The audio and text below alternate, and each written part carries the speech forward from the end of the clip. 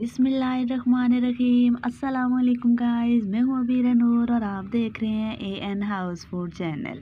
आज मैं बनाने जा रही हूँ पैनकेक। बच्चे बड़े सभी बहुत शौक से खाते हैं। ना ओवन की ज़रूरत है, ना ही देगची में रखने का कोई झंझट।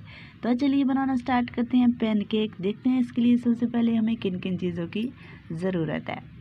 यहाँ पर मैंने 1 प्याला भरकर ताज़ा दूध का लिया है। अभी ये दूध ठंडा है। यहाँ पर मैंने लिया नमक 1/2 tea spoon, baking powder 1/2 tea spoon, खाने वाला सोडा 1/2 टी स्पून, शुगर मैंने ली है 1 टेबलस्पून भर के। आप अपने जायके के हिसाब से कम या ज़्यादा कर सकते हैं। मैदा मैंने लिया है 1/2 कप, 3 से 4 बार अच्छी तरह से छान लिया है। 1 अदद अंडा और साथ में विनेगर 1 टेबलस्पून हम इसमें से यूज़ करेंगे। तो चलिए बनाना स्टार्ट करते हैं पैनकेक। बर्तन के अंदर हम दूध शामिल करेंगे। बिस्मिल्लाहिर्रहमानिर्रहीम। दूध को हमने नीम गरम करना है। इतना दूध गर्म होना चाहिए कि हमारी जो फिंगर है इसके अंदर डिप करने से उंगली हमारा इसकी जो हीट है वो बर्दाश्त कर ले। दूध हमारा गर्म हो चुका है। अब हम फ्लेम को ऑफ कर देंगे। इसके अंदर शामिल करेंगे सिरका। बिस्मिल्लाहिर्रहमानिर्रहीम। दूध देखिए, दूध अच्छी तरह से हमारा फट गया है सिरका डालते ही, क्योंकि दूध हमारा गर्म था। फ्लेम हमारा ऑफ है और अब हम इसको अच्छी तरह से इसके अंदर इस पनीर को निचोड़ के निकाल लेंगे। एक बाउल लेंगे, इसके ऊपर हम एक छलनी रखेंगे और जो दूध हमारा ये था इसके ऊपर हम इसको इस तरह पानी करके निकाल लेंगे। ये देखिए, मैंने अच्छी तरह से इसको निकाल दिया है। अब ये मेरे पास जो पनीर है इसको हम पानी से अच्छी तरह निचोड़ के बाउल में ऐड करेंगे।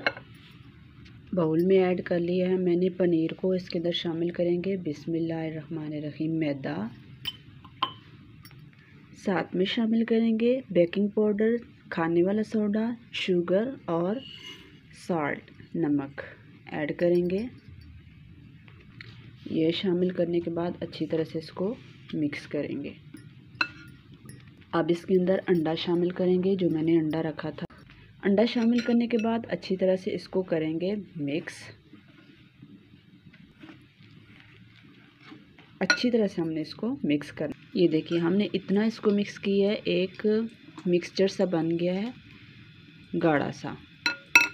पैन लेंगे, उसके अंदर मैंने हल्का सा ऑयल डाला है। अच्छी तरह से इसको गरम कर। ऑयल हमारा गरम हो चुका है। अब हमारा ये जो मिक्सचर है इसको हमने उठा के प्रॉपर हमने पूरा इसको इसके अंदर ऐड कर देना है। ये देखिए गाइस, बिस्मिल्लाहिर्रहमानिर्रहीम। जितना भी मिक्सचर हमने